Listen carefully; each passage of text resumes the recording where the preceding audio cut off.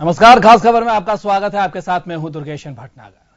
खास खबर में बात होगी भारत के अभिन्न अंग कश्मीर की। जी हां, कश्मीर में जिस तरीके से स्थितियां बन पड़ी है और हालात ये हैं कि चुनाव आयोग को उपचुनाव तक रद्द करने पड़े हैं, तो कहीं न कहीं वहां की जो स्थिति है वो अनुकूल नहीं की जा सकती, नहीं मानी जा सकती। और हालात ये हैं कि लगातार सीमा पार से घुसपैठ हो रही है।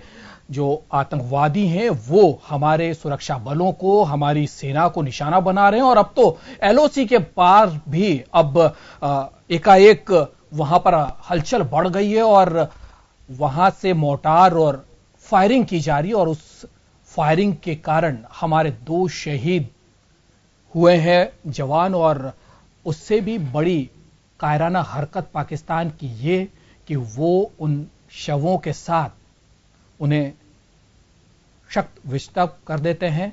इस तरीके के हालात हैं।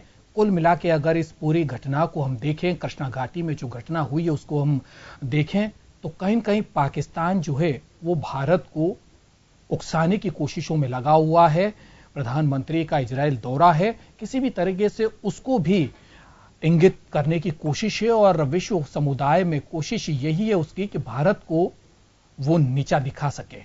और भारत जो है लगातार कोशिश कर रहा है कि अपनी डिप्लोमेसी के तहत पाकिस्तान को अलग थलग खड़ा करे, लेकिन स्थितियां अलग अलग पैदा होती जा रही है। बात अगर हम अमेरिका की करें तो अमेरिका का भी इस पूरे मसले को लेकर 2 तरफा काम करना सामने है। आतंकवादी देश तो घोषित करने की बात अमेरिका में की जाती है, लेकिन जब वहां पर हथियार सप्लाई की बात होती है तो पाकिस्तान एक बड़ा उसका उपभोक्ता है। और इसीलिए उपभोक्ता मुल्क होने के कारण कहीं न कहीं वो इन कड़े कदमों में ढिलाई बरत देता है।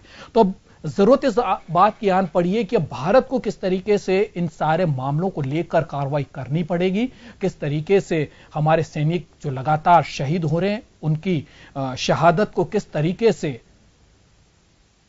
भारत सरकार कड़े कदम उठाकर पाकिस्तान को करारा जवाब देगी। अब इसी की इंतजार है। अगर अवाम की बात करें तो देश के पूरे उत्तर से लेकर दक्षिण और पूरब से लेकर पश्चिम तक एक ही आवाज उठ रही है कि एक बार फिर सर्जिकल स्ट्राइक होनी चाहिए, ताकि पाकिस्तान को उसी की आवाज में, उसी की भाषा में जवाब दिया जा सके। तो आज का मुद्दा भी हमारा यही है कि आखिर कब तक भारत सरकार जो है वो शांति की बात करती रहेगी। पाकिस्तान लगातार सीज फायर का उल्लंघन कर रहा है। जो भी वादे और दावे उसकी तरफ से किए जाते हैं उसको वो नकार देता है। और हालात ये हैं कि इन सारी चीजों के लिए भुगतना हमारी सेना को पड़ता है। तो आज का मुद्दा यही है। पहले देखते हैं कि क्या कुछ अरुण जेटली केंद्रीय मंत्री ने कहा और आमजन की क्या कुछ राय है, पहले उसको सुनते हैं।